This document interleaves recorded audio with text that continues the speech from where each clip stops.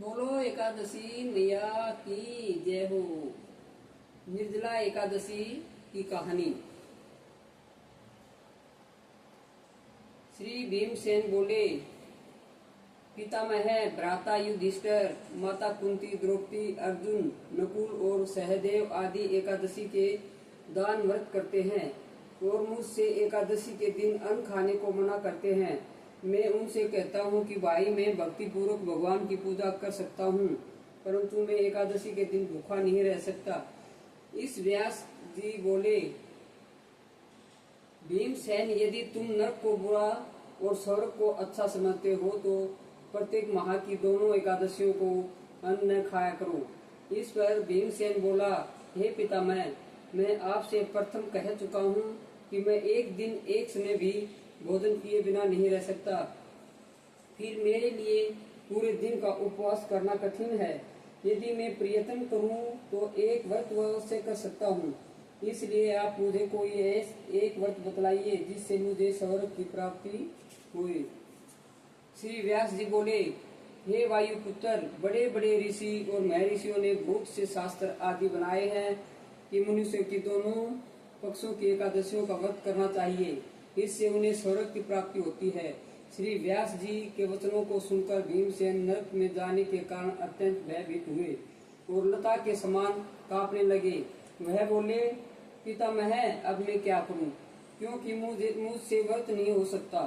इसलिए आप मुझे कोई एक ही व्रत बतलाइए जिससे मेरी मुक्ति हो जाए।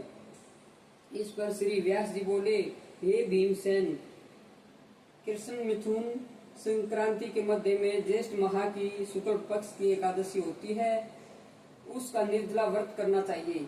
इस एकादशी के व्रत में स्नान और आचमन में जल वर्तित नहीं है, लेकिन आचमन में 3 मास से जल से अधिक जल नहीं लेना चाहिए।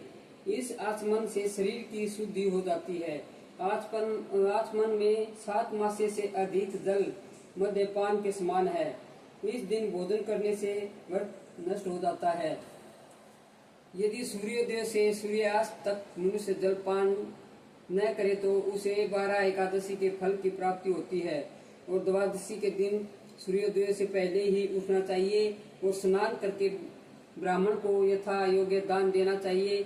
इसके पश्चात भूखे ब्राह्मण को भोजन कराना चाहिए, तत्पश्चात स्वयं भोजन करना चाहिए। इसका फल संपूर्ण एकादशियों के फल के बराबर है। हे भीमसेन, स्वयं भगवान ने मुझसे कहा था कि इस एकादशी का पुण्य समस्त तीर्थों और दानों के पुण्य के बराबर है। एक दिन निर्जल रहने से मनुष्य पापों से मुक्त हो जाता है। जो मनुष्य निर्जल एकादशी का व्रत करते हैं उसको मृत्यु के समय भयानक यमदूत नहीं दिखते हैं। उस समय भगवान विष्णु के यमदूत स्वर्ग से आते हैं और उनको पुष्प विमान पर बिठाकर स्वर्ग ले जाते हैं। इसलिए संसार में सबसे श्रेष्ठ निर्जला एकादशी का व्रत है। इसलिए यत्न पूर्वक इस एकादशी का निर्जल व्रत करना चाहिए। उस दिन ओम नमो भगवते वासुदेवाय मंत्र उच्चारण करना चाहिए। व्यास देव जी के ऐसे वचन सुनकर उसने निर्जल व्रत किया। इसी एकादशी को भीमसेनी या पांडव एकादशी भी कहते हैं। निर्जल व्रत करने से पहले भगवान की पूजा करनी चाहिए और उनसे विनय करनी चाहिए कि दूसरे दिन भोजन करूंगा, मैं इस व्रत को श्रद्धा पूर्वक करूंगा, इससे मेरे सब पाप नष्ट हो जाते हैं। इस दिन एक बड़े वस्त्र से ढककर श्रवण सहित दान करना चाहिए। जो मनुष्य इस व्रत को 2 प्रहर में स्नान तप आदि करके करते हैं उनको करोड़ फल स्वर्ण के दान का फल मिलता है। जो मनुष्य इस दिन यज्ञ होमादि करते हैं उसका फल वर्णन भी नहीं हो सकता। इस निर्जला एकादशी के व्रत से मनुष्य विष्णु लोक को जाता है। जो मनुष्य इस दिन अन्न खाते हैं उन्हें चांडाल समझना चाहिए। वे अंत में नरक में जाते हैं। ब्रह्मा हत्यारे, मद्यपान करने वाले, चोरी करने वाले, 3 गुरु से द्वेष करने वाले, असत्य बोलने वाले इस व्रत को करने से स्वर्ग हो जाते हैं।